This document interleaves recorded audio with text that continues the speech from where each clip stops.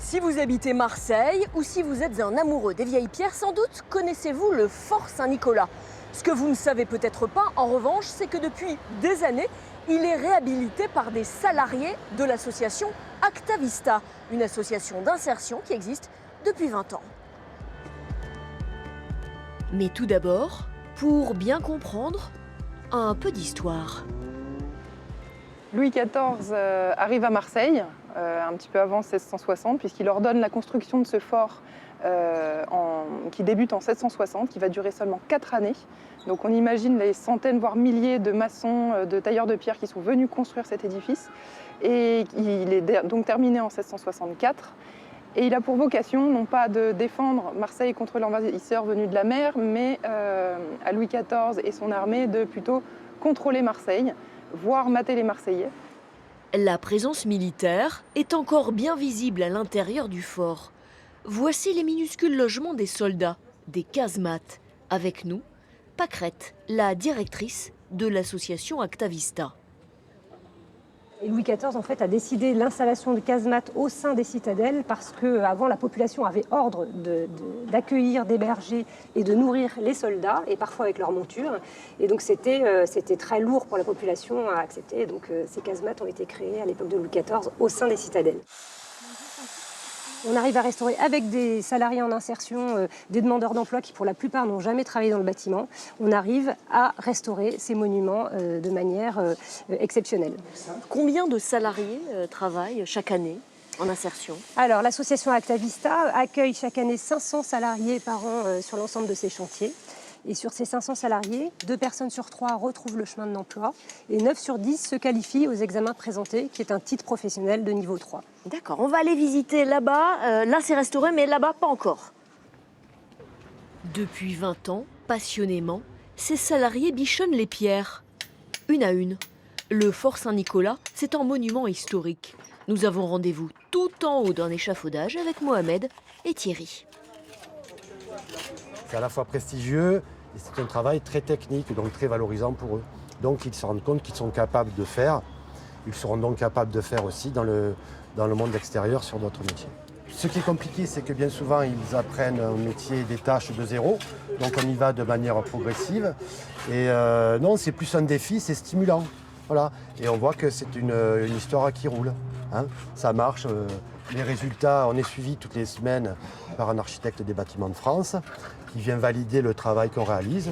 Et tout ça, pour l'instant, se déroule très bien. Le secret pour que ça fonctionne bien, c'est quoi? C'est la bienveillance, le respect, et considérer l'autre. Le travail va consister à Mohamed travaille ici depuis 11 mois. Taloche, mortier, langue de chat. Actavista a enclenché chez lui un projet concret. Être chauffeur poids lourd ici en France, oui. Il doit passer une formation, elle s'appelle FIMO. Cette petite formation-là, pour avoir la carte qualificative pour travailler ici en France. Et donc ça, vous l'avez eu? Presque. Là, prochainement. D'accord. Bon, mais alors, ça vous donne le sourire? J'espère. Les salariés alternent entre le terrain et cet atelier d'apprentissage. Fatala, lui, vient d'Algérie. Il est arrivé en France en 2020. Qu'est-ce que vous faisiez avant dans la vie alors? Avant, j'étais en Algérie, j'étais un médecin vétérinaire. D'accord, vous étiez vétérinaire? Oui. Ok. Suite à des obstacles ici par rapport au diplôme et tout ça, je me trouve ici. D'accord. Ils m'ont donné une chance de démarrer sur autre chose, mais... Sur autre chose. Et, en même temps, j'ai un salaire et en même temps, je pense à ce que je dois faire à l'avenir. Fatala, c'est vrai qu'il casse un peu les codes. Hein. Souvent, on se dit en chantier d'insertion, on a des personnes avec des bas niveaux de qualification. Eh bien non, nous n'avons pas que des personnes avec des bas niveaux de qualification.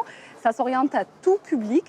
Et là, Fatala, justement, tout le travail qu'on essaie de faire avec lui, c'est de définir un projet professionnel avec toutes les compétences transférables qu'il peut y avoir sur son métier de vétérinaire et sur ce qu'il peut faire. Et ensuite, on va faire le maillage avec les entreprises du territoire pour qu'ils puissent trouver un réel emploi à la sortie d'Actavista. Le savoir-être, c'est le secret de cette réussite. J'ai eu la confirmation pour le stage sur Eiffage. Donc ça sera bon, mais on démarrera le stage soit la semaine du 12 Ou sur la semaine du 19. Ouais. Yannick vient de terminer sa formation au sein du chantier d'insertion. Même s'il n'a pas poursuivi dans le métier de tailleur de pierre, l'expérience est un vrai tremplin. Expliquez-moi donc, Yannick, vous avez terminé 1 an d'insertion. Qu'est-ce que vous devenez aujourd'hui? À la base, c'est vrai que j'avais 4 ans de chômage dans les pattes et je m'ennuie dans le chômage. Oui. Et je suis tombé sur Taïsta qui m'a donné ma chance. Le formateur m'a aidé à trouver quelque chose de nouveau. Et on s'est orienté vers le métier de maîtreur, qui est dans le bâtiment aussi, mais qui est plutôt les plans, le chiffrage et tout ce qui est quantitatif. Ça aboutit maintenant à une alternance où j'ai commencé avec l'école d'Hydro et une entreprise Omnium qui m'a pris. Et donc, je suis maintenant en alternance pour 2 ans de formation dans un BTS. Actavista, ce sont plus de 40 chantiers à travers toute la France. Et pour la première fois, sans doute depuis des siècles, les portes du fort Saint-Nicolas s'ouvriront au grand public pour le week-end du patrimoine.